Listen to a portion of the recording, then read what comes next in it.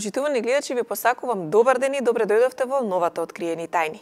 И денес сме повторно заедно со доктор Жарко Костич во овој убав амбиент за да отвориме уште една нова тема на која што верувам ќе дадеме интересни одговори и совети, а пред се за сите вас кои што редовно не следите, но и за сите оние наши нови гледачи на Откриени тајни, кои што сакате постојано да откривате нови начини како да го направите вашиот живот да биде поубав и поедноставен, а вие да бидете посреќни.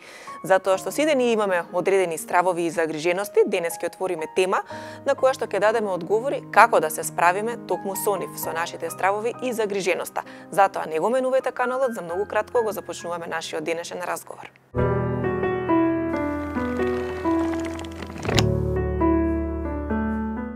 Веќе ја најавив нашата денешна тема. Уште еднаш повторувам, зборуваме за тоа како да се справиме со нашите стравови и загриженоста.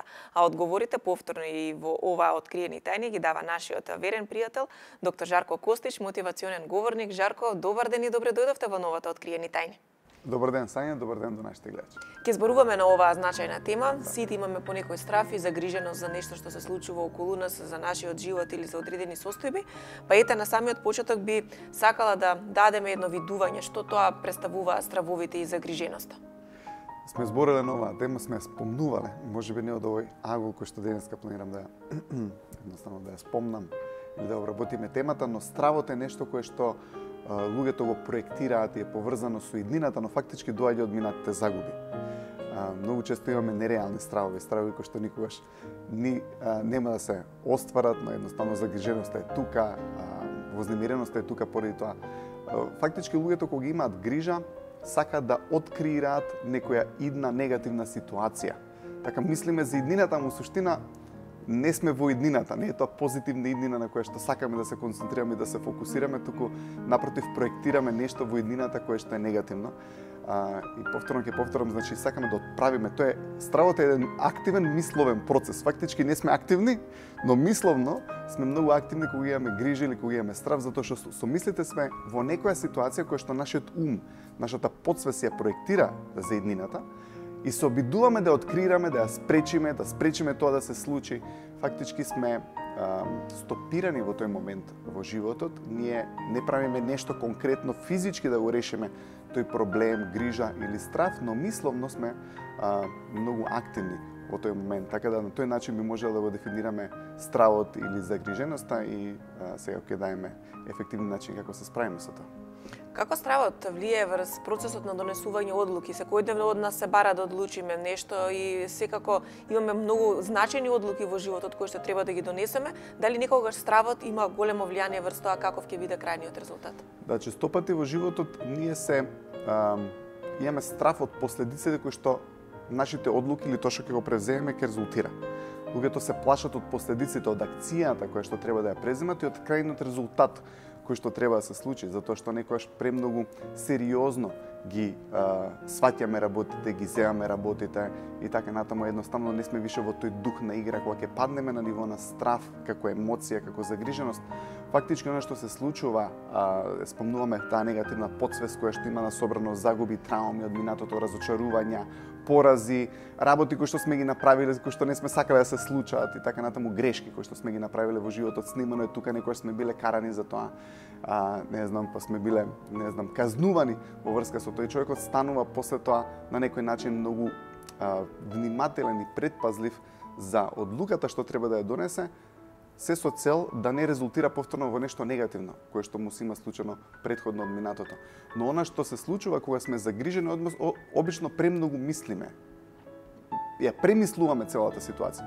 Како работите функционираат, имаме еден дел од умот кој што е свесниот дел од умот, аналитичен ум кој што фактички веднаш донесува одлука и размислува. Ете, ние ќе донесеме некоја одлука, веќе сме ја донеле одлуката у милисекунда. Се понатаму, зашто да не го направиме тоа, па ќе почнеме да мислиме, па ќе почнеме да размислуваме. Сето тоа доаѓа од таа негативна потсвест која што на некој начин ни дава логични оправданија зашто некој работи и некои акции да не ги направиме. А се од стравот на работите како ќе излезат фактички на крај. Ние се обидуваме да бидеме пак, кажеме, во некоја негативна иднина поради тоа што гледаме негативен крај или негативен исход на некој начин од акциите кои што се плашиме да ги превземеме и да едноставно ги реализираме. Но она што е убавото во животот е кога не мислиме премногу. Знаете, тука сме, постоиме, донесуваме одлуки, решени, едноставно акцијата е таа која што ни е дава убавината, мислењето не. Убаво е да се размислат работите на повторно, ќе кажам, еден дел од нашиот ум, тој паметниот, веќе има донесено одлуката многу брзо. Се што е после тоа мислење, размислување, колку често ќе не се случи, сакаме нешто, например, во излогот да го купиме. Едноставно знаеме дека ни треба. Сме размислиле, одлучено е дека треба и после ќе ти дојде некој оправдание, па не сега, можеби не ова. Ќе отидеш дома, пак ќе размислиш, ќе речеш море треба да го купам, ќе се вратиш, више го нема артиклот таму. Поради тоа што секогаш кога додаваме време во некои одлуки кои што треба да ги реализираме, тогаш фактички универзумот ни става дополнителни препреки. Она што е битно да се нагласи е дека способноста на човекот е баш тоа, да одлучи да действува. Затоа што еден дел од нашиот ум тоа го прави многу брзо. Фактички америчките индијанци имаат една болест од долго мислење. Кога човекот седи и премногу мисли, фактички ја разборичкува таа негативна потсвест во која што се снимени сите болки, сите стравови, сите разочарувања од минатото и на тој начин не спречува да действуваме. Ако ја разбереме потсвеста, дека таму се снимени сите моменти каде што не сме успеале, каде што сме имале разочарување, каде што сме имале стоп, каде што сме сакале да постигнеме некоја цел и не сме успеале, тоа е столожено таму. Фактички се загубите и таа повторно се активира во наводници да не заштити од можно повторно идно разочарување или некоја загуба, но не треба да ја слушаме неа, треба да се слушаме нас. Треба да едноставно да го имаме тој дух на игра и да не сме премногу загрижени за што ќе постигнеме со нашите акции. Секако дека сакаме да постигнеме конструктивна работа и конструктивна идеја и акција, и тоа е нешто кое што секој од нас го сака. И ако тоа ни е намерата, мислам дека сето тоа премногу мислење кое што следи после тоа треба да го елиминираме и треба да тргнеме да оствариме целта која што сме ја зацртале. Можеме ли, Жарко, да кажеме дека луѓето кои што всушност живеат во страв и постојано се со некои стравови, како да избегнуваат да превземат одговорност за одредени работи? Апсолутно, поради тоа што одлуката е одговорност. Фактички носењето на одлука значи носење на одговорност. Секогаш кога сме на колебање, кога не можеме да донесеме одлука, умот наш функционира со да или со не. Значи, ако му ставите на некој човек колебање или можеби, или не сум сигурен, сакам, а не сакам, тогаш се блокира човекот. И фактички тогаш е баш тоа за кој што спомнав и претходно, е дека човекот има загриженост за резултатот, односно ефектот кој што ќе се случи, можеби од неговата акција. Имаше на социјалните мрежи една многу убава приказна за едно племе во Африка кое што се вика Нубу, кое што било единственото племе во Африка каде што најмалку имало жртви од, да кажеме, тигри, пуми, лavoви не ги јадат. И од Америка отишол некој човек да испита зошто баш ова племе, Нубу племе, нема толку жртви, да кажеме, како останатите племиња, кои што биваат јадени или зедени или имаат жртви и се нападнати од овие диви мачки. Откриле дека тоа племе има толку многу сигурност во себе. Тој знае што прави. И таа сигурност кога имаме во нас се еманира, се отсликува, се оддава од нас и околината ја чувствува. Фактички кога ќе донесеме некоја одлука за тоа што зборев, она што треба да следи после одлуката е намерата да се реализира тоа нешто. Без било каква негативна идеја, негативна мисла, премногу мислење зашто не би можеле да го направиме тоа. Затоа што, гледате, стравот проектира негативноста во иднина. Таа негативност не може да ме мотивира. Позитивноста е единственото нешто што не мотивира. Ако ставиме позитивноста во иднината, тогаш ќе имаме исто така и јака намера, поради тоа што позитивното го гледаме и го гледаме позитивниот ефект. Тука можеме да збориме и за оптимизам и за песимизам, дека во стравот го имаме тој песимизам, имаме таа негативна слика за иднината, но сигурноста баш не доаѓа од тоа да одлучиме дека ќе искрираме нешто позитивно и да имаме таа сигурност во нашиот став, а таа сигурност во нашето одење, кој што го имаат фактички Нубу племето, затоа што сигурноста се откликува во вашиот говор на телото, е така да го кажам, во начинот на кој што гестикулираме, начинот на кој што одиме. А сето тоа е поврзано со намерата. Ако сте виделе човек што знае што сака, има јака намера, тоа се сликува на неговото тело, околината тоа го препозна. Некојаш ви се брза, ќе дојдете некаде на ред, не знам, во продавница или во банка, ќе застанете до некој човек, едноставно ако ви се брза, ако имате таа намера, луѓето ви викаат да сакаш да предеш пред мене, затоа што се чувствува тоа нешто. Е сега го парашале по главицата на Нубу племето, а добро, има ли некој кој што можеби сепак страда? Вика, точно е, ќе отидат во локалниот бар, ќе се напијат и кога се пијани под дејство на алкохол, не одат како што треба. Вели, гледате, поради тоа што во тој момент нема намера, нема сигурност, нема самодоверба, тоа се осликува на телото, тоа го чувствува околината на некој начин. И ако видите, кога сме сигурни, кога имаме цел, кога имаме добро воспоставена намера и кога знаеме што сакаме, на некој начин не забегуваме со целите од други идеи, намери кои што околината може да не ги наметне. Но сето тоа е поврзано со дали гледаме позитивно во иднината и дали гледаме негативно. Ако гледаме тој негативен исход во иднината кој што стравот и загриженоста ни го проектира, тогаш нема да можеме да имаме јака намера, поради тоа што сме демотивирани, тоест сме укочени, тоест сме стопирани, поради тоа што се плашиме од исходот затоа што го гледаме негативното во иднината. Во претходните сезони доста често зборувавме за тонската скала, верувам дека и во оваа сезона ќе ја споменуваме, затоа што тоа е нашата основна алатка и ја доведувавме секако во корелација со одредени наши состојби. Па како можеме да ја споредиме тонската скала со нашите стравови, односно местото на кое што се наоѓаме на тонската скала, како ќе влијае врз тоа дали ние ќе имаме некои стравови или пак ќе немаме и полесно или потешко ќе се ослободуваме од нив. Точно, тоа е графички приказ на емоциите кои што човекот ги има. И како што можеме да видиме, значи има едни жолти тонови кои што се позитивни тонови, каде што сакаме да бидеме, каде што луѓето зрачат со сигурност и самодоверба, едноставно го земаат постоењето на животот не премногу сериозно, но сепак одговорно. И кога ќе кажам одговорно, значи дека луѓето идат да ги постигнат своите цели, се креативни, работаат, едноставно не се плашат премногу да грешат, не се загрижени за последиците.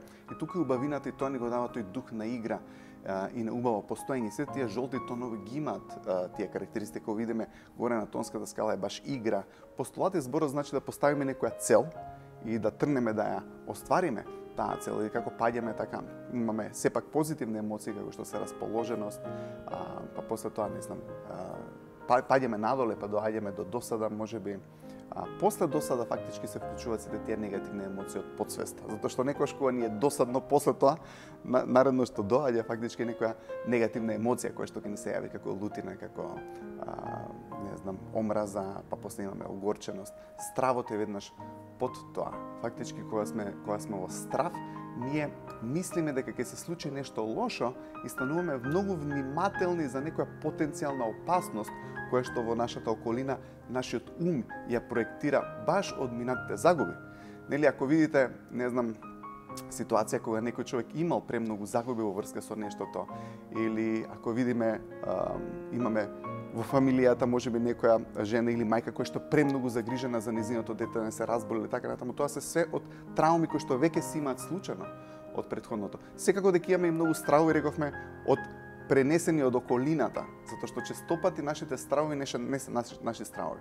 И рековме, ако земеме на лист хартија напишеме 5 стравови кои што ги имаме, ќе видиме дека можеби нашата мајка ги има тие стравови, дали е заклучено, дали е изгасено дома бойлерот, не знам дали е треба све да се провери зашто сме загрижени. Ако ги напишеме тие стравови, ќе видиме дека многу од тие стравови се наметнати, баш поради тоа што сме ги восприемале од таа околина, сме биле со некои луѓе кои што ги имале тие стравови и ние ги попримаме тие стравови во нас.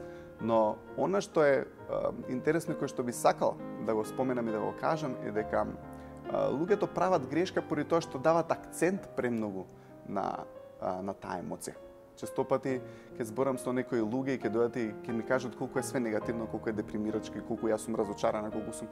И тоа е вистина, поради тоа што тоа го креираме ние во тој момент.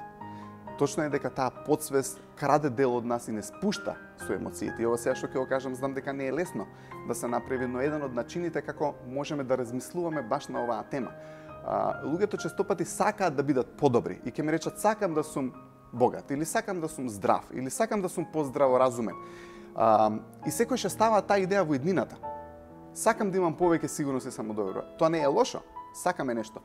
Но начинот на кој што работите функционираат е следниот. Имаме првостепена идеја и второстепена идеја. Сега што е тоа да го објаснам? Сакам да бидам богат, например, е второстепена идеја. Тоа е нешто кое што го ставате во иднината. И кога ставиме нешто во иднината, секогаш е во иднината. Ако е второстепената идеја, например, сакам да бидам богат, или сакам веќе да не сум во страв, или сакам да бидам креативен во иднината, фактички тргаме од првостепената идеја дека не сум. Например, примерот кога го кажуваме со богат или сиромав, ако некој човек сака да биде богат, трга од идејата дека е сиромав. И тоа е првостепената идеја. И тоа е реалноста. Вете, реалноста е секогаш првостепената идеја. Второстепената идеја е во иднината. И ако ставаме секогаш во иднината, таа секогаш ќе биде во иднината. Ако тргнеме од идеја здрав сум, или ако тргнеме од идеја здраворазумен сум, или ако тргнеме во идеја имам сигурност и самодоверба, тогаш ќе менуваме реалноста. Така да говорно честопати грешиме поради тоа што луѓето го остваруваат во тоа во кое што веруваат. Ако веруваме дека сме страшливци или дека немаме сигурност и самодоверба, и тоа ни е таа првостепена идеја, тоа е реалноста. Па апел до сите оние кои што не гледат начинот на кој што фактички ги пишуваме нашите цели или како да дојдеме до целите, секогаш да ги направиме прво како првостепена идеја. Тоа значи сум богат или можеби сум сигурен. Имам сигурност и самодоверба. Поради тоа што ако ја не верувам дека имам сигурност и самодоверба, никогаш нема да тргнам да креирам нешто. Значи мора да тргнем од некој почетен став дека тоа веќе постои. И тоа ние го креираме. Ако цело време велиме дека сум негативен, дека сум депримиран, дека имам негативни емоции, дека имам голем страх, тоа го креираме и така е. Така да ако ја смениме идејата и ја направиме реалноста дека не сум, сега некој ќе рече можеби тоа е лага. Гледате, не е лага поради тоа што ние, нашите мисли и нашите ставови го креираат тоа што е реално. Ако цело време збориме и се жалиме колку е лошо, така е.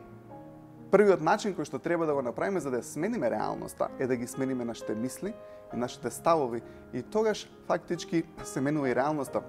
Имаше еден многу убав цитат кој што го прочитав на социјалните мрежи и не можам да кажам од кога е, се извинувам за тоа, но е дека фактички животот ни го дава тоа што ние го бараме преку акциите, а не преку тоа што го посакуваме со мислите, поради тоа што акциите се одраз на нашата верба.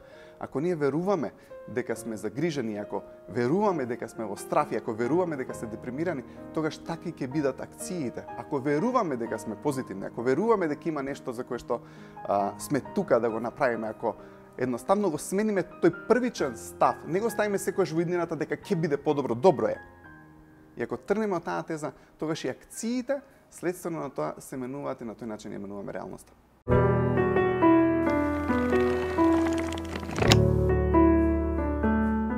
Направивме една мала кратка пауза, но тука продолжуваме понатаму со нашата денешна тема. Разговараме за тоа како да се справиме со нашите стравови и загриженоста. Верувам дека во првиот дел успеавме да го привлечеме вашето внимание, затоа останете и понатаму со нас. Имаме уште прашања на кои што нашиот соговорник доктор Жарко Костич ни ги даде одговорите. А тука продолжуваме, Жаре, секако со нашите прашања. Колку луѓето кои што се наоѓаат во страф и кои што имаат одредени стравови, сакаат посвесно се да контролираат и едноставно се чини дека немаат никаква доверба во луѓето околу нив. Не можат едноставно да се опуштат и да веруваат во луѓето од нивната околина. Да.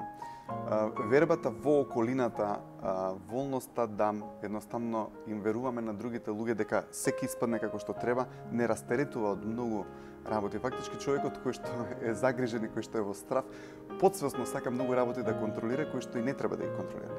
Ние зборувавме и за верба, колку е битно да се врати вербата кај луѓето, колку е битно да веруваме на околината, поради тоа што ако веруваме на околината, едноставно најдоброто од нас излага и го даваме најдоброто за луѓето кои што се околу нас. Но кога зборуваме за контрола или кога зборуваме за кои работи од животот треба да ги контролираме, ќе кажам едно нешто кое што ќе го образложам поради тоа што можеби чудно ќе им делува на луѓето кога ќе го слушнат. Тоа е дека ако човекот контролира некои работи, дел од неговата сигурност и самодоверба потекнува токму од фактот дека треба да остави некои делови од неговиот живот неконтролирани.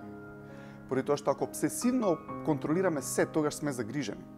Човекот кој што е во страф фактички обсесивно контролира да не се случи нешто лошо. Ако дојдете на работното место, имате некој човек кој што е во страф или за своето работно место, ќе видите дека воопшто не е со мислите на тоа што тој треба да си го прави, секојаш е соодносот во некои работи, со вниманието во некои работи кои што фактички не се негова работа. Поради тоа што се обидува можеби да спречи нешто негативно да се случи, или имате пример да дадам, имате некој вози мотор човекот и бил во некоја трка или се надпреварува со останати, ќе видите колку е убаво кога возите автомобил или можеби мотор или што и да, и едноставно го контролираме нашиот автомобил. И сега ќе се случи во некоја ситуација дека некој ќе не чукне или ќе направи судир. Тие работи се снимаат, рековме, во таа подсвест. Она што се случува понатаму е дека нареден пат кога човекот ќе земе да ја вози колата, почна да биде премногу внимателен за останатите луѓе кои што се учесници во сообраќајот. Многу е тешко да возите и да контролирате колата кога се обидувате и сите други луѓе околу вас да ги контролирате. Поради тоа што веќе не е игра. Мора да им веруваме на останатите луѓе за да можеме да имаме наша контрола. Или друг пример да можеме имате некој момче кој што девојката го изневерила или девојката била изневерена од некој момче и сега момчето дојде со друга девојка. И се почнува да ја контролира обсесивно и почна да станува љубоморен баш поради тие претходни трауми што ги има снимено во таа потсвест, затоа што тие му се активираат, му ги наметнуваат тие нереални стравови на некој начин врз нас и не тера да контролираме работи кои што фактички не треба да ги контролираме. Така да, во тој пример на можеби човекот кој што вози кола или човекот кој што е во една врска, вербата во другите луѓе ви ја дава чувството на релаксираност кој што секој од нас треба да има. Но во текот на животот точно и насобираме тие трауми кои што не тераат да сакаме се да контролираме и на некој начин сме обседнати да контролираме делови од нашиот живот кои што треба да ги оставиме неконтролирани. А сето тоа поттекнува од фактот дека животот е игра. И во секоја игра имате противник, да кажеме, не знам ако го земеме фудбалот или кошарката, противник кој што е неконтролиран фактор. Ако знаете се во животот што ќе се случи, на некој начин животот губи интерес, поради тоа што можете све да предвидите. Точно и тие работи, некои работи кои што едноставно треба да ги оставиме животот да не ги покаже, да не ги даде и да не се сплашиме да искусиме нешто негативно. Рековме, ако човекот се плаши да искуси нешто негативно, секогаш ќе биде во страф и никогаш нема да биде способен да биде. Мораме да бидеме волни да искусиме и позитивни и негативни работи, да не се плашиме од негативното и да бидеме волни да оставиме дел од работите во нашиот живот неконтролирани, поради тоа што тоа ни дава сигурност и самодоверба. Да се вратам на врската, да се вратам на работното место, да се вратам на човекот кој што сака слободно да ја вози колата. Многу сме ефективни кога се контролираме на тоа што треба да го контролираме. Ако јас во овој момент се обидувам да контролирам камерманот што ќе направи, не знам, околината околу нас што се случува, што ќе се случи, тогаш јас нема да сум релаксиран и нема да можам да зборувам на начин на кој што сакам, поради тоа што сакам да се сконцентрирам на тебе, сакам да се сконцентрирам на гледачите. Треба да оставам некои работи неконтролирани, да едноставно да верувам дека се ќе се случи како што треба. Често пати се чини дека многу се грижиме за тоа што околината и другите околу нас ќе помислат за нас и ќе кажат за нас. Дали токму тоа не доведува да имаме страф да не сгрешиме во носењето на одлуките и во постапките кои што ги правиме во секојдневниот живот? Околината влие на начин на кој што ние сакаме да бидеме прифатени од околината секојаш. Имаме околина, имаме пријатели, имаме колектив, сме социјални битија и никогаш не сме сами. Имаме фамилија, имаме групи во кои што членуваме, без разлика дали тоа може би некој спортски тим или е колективот на работа или не знам клуб некој во кој што сме зачленети. Луѓето сакаат да бидат прифатени. Сега има една грешка која што ја правиме поради тоа што човекот она што сака да биде причина, причинител, тој да ги инициира и да ги креира работите без страф за последиците и што е тоа што ќе се случи. Рековме дека ако има премногу страф за последиците, нема да има иницијатива. И луѓето обично и немаат иницијатива, без разлика дали на работното место, дали е дома или некаде, баш од тие казнувања, прекорувања за грешките кои што ги имаме направено и така натаму. Но мораме да преземеме одговорност за негативните работи во нашиот живот кои што испаднале негативно. Но ако се обидуваме за се да добиеме одобрение од околината, без разлика на кој да е, во тој момент не можеме да го живееме нашиот живот и не можеме да бидеме причина за тоа што сакаме ние да го искриваме. Поради тоа што нашите идеи, нашите мисли се баш тој наш универзум кој што не прави да сме среќни. Ако цело време бараме одобрение од околината, можеби имате ситуација каде што околината налага даден стил, не знам, на живот, или можеби налага дадени работи, или дадено размислување, или дадено мислење. Можеби човекот има целосно спротивни идеи и верувања од тоа што го има околината. Тоа не значи дека не треба да бидеме соодветни или прикладни на околината и да се представиме во околината како што треба дефинитивно дека тоа е еден од начините за, не знам, односите со јавноста или добрата комуникација со луѓето, начинот на кој што, не знам, можеби се представуваме себе си, мислам дека и дека влијае и мислам дека тоа треба да го почитуваме, но често пати правиме компромиси кои што можеби и не се најдобри за нас. Можеме сакаме да не го кажеме тоа што го мислиме во даден момент, поради тоа што групата нема да го прифати или нема да го одобри. Мислам дека треба да бидеме храбри и треба да бидеме истрајни на тоа што во кое што вистински веруваме, поради тоа што не значи дека групата е поиспрана во тој момент. Групата некогаш и е помалку конструктивна од индивидуата. Индивидуата има своји идеи, има своји цели, има своји размислувања.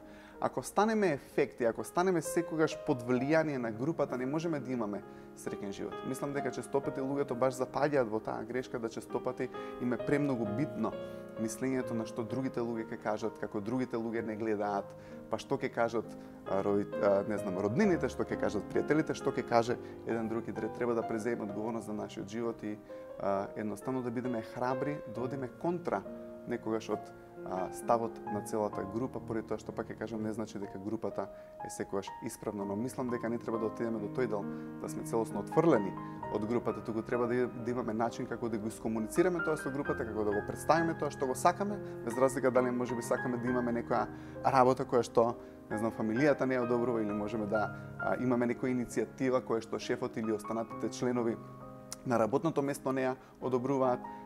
И не мислам дека идејата е да влеземе во конфликт цело време со нив, но да си го задржиме ставот, но преку добра и убава комуникација, едноставно да им доловиме на другите луѓе зошто е тоа кое што го сакаме и зошто тоа е битно и можеби ако не можеме на целата група тоа да го представиме, поради тоа што ако сте виделе некојаш во групата имат заразни емоции, можеби на некој не му се свиѓа, па тој ќе влие на, не знам, на мајката, на другите луѓе кои што се наоѓаат во тимот.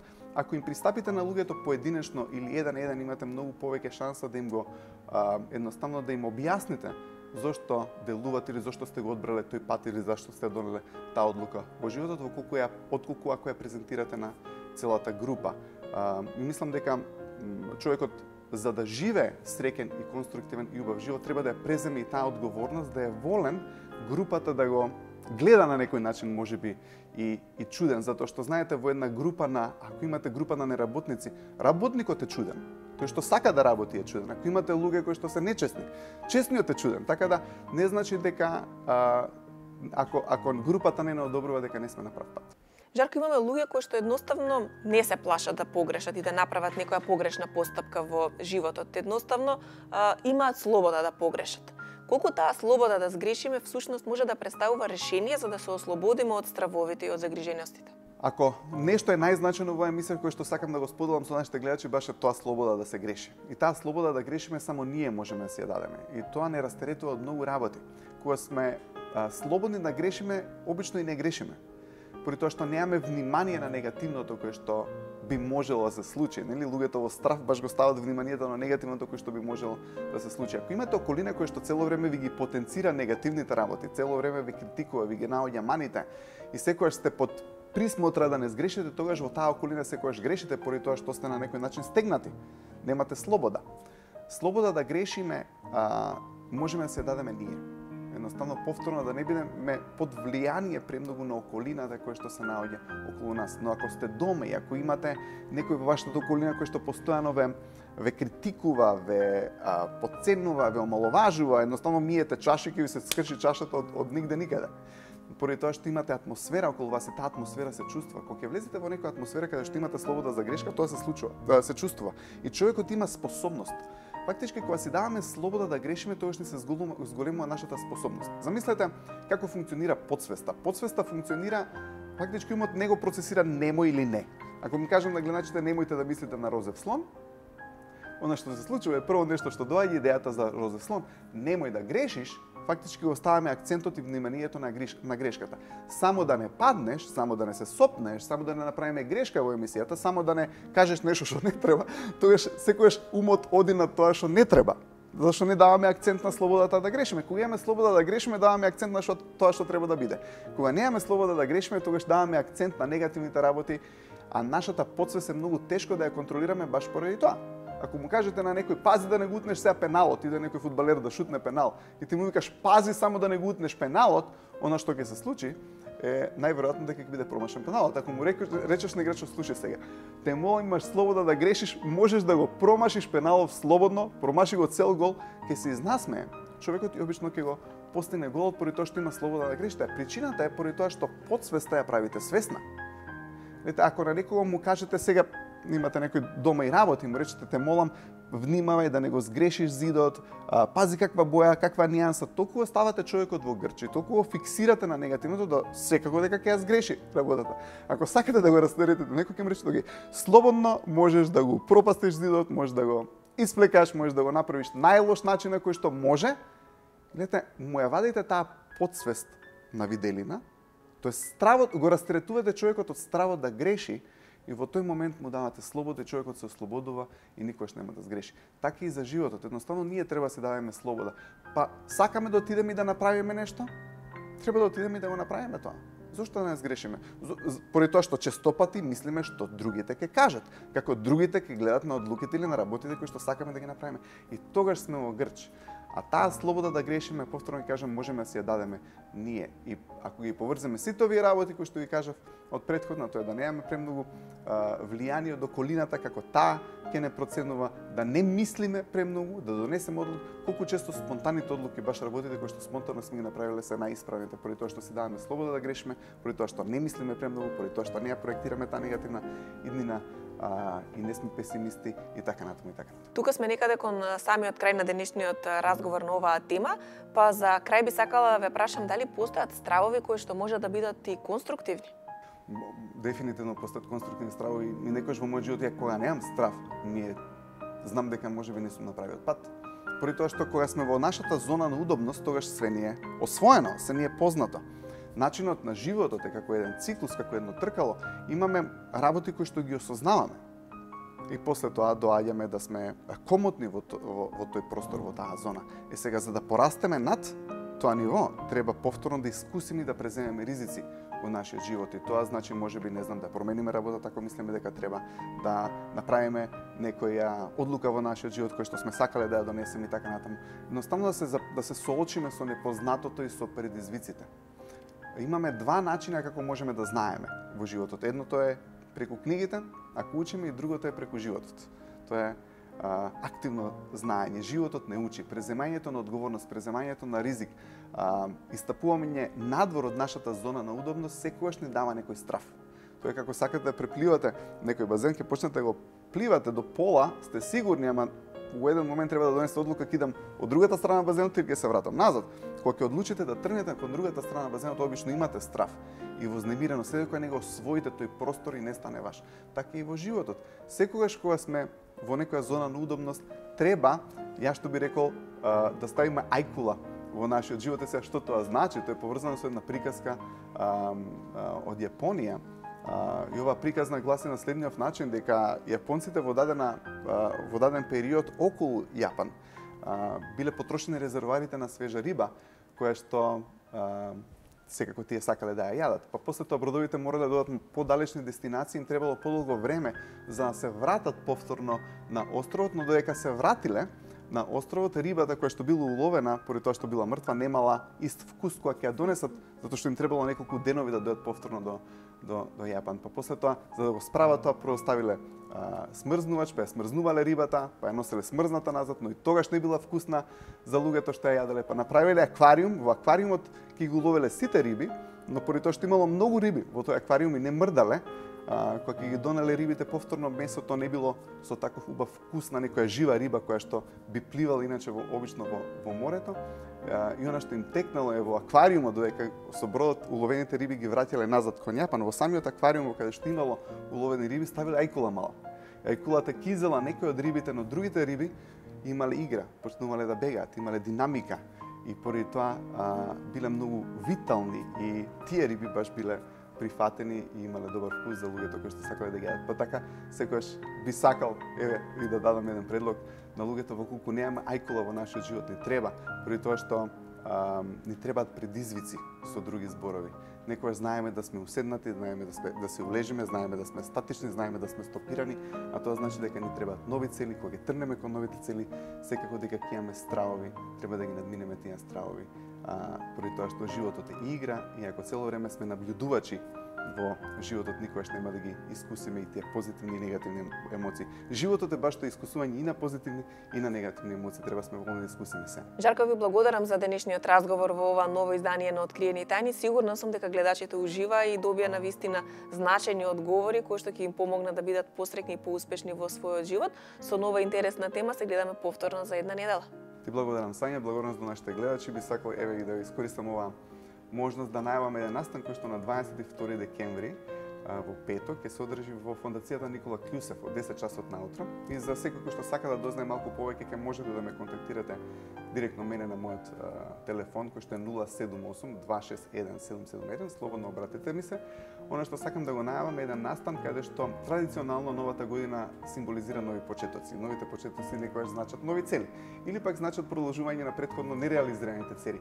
Она што ќе имаме ќе биде еден еднодневен семинар на кој што ќе можете да ги добиете точните начини како да ги постигнеме нашите цели кои што ќе ги зацртаме во животот. Така да ве поканувам да бидете дел со мене, да се дружите, да имаме една убава, прекрасна дружба и едноставно да ги поставиме и да знаеме како да ги реализираме целите во новата година. Имајте убав ден.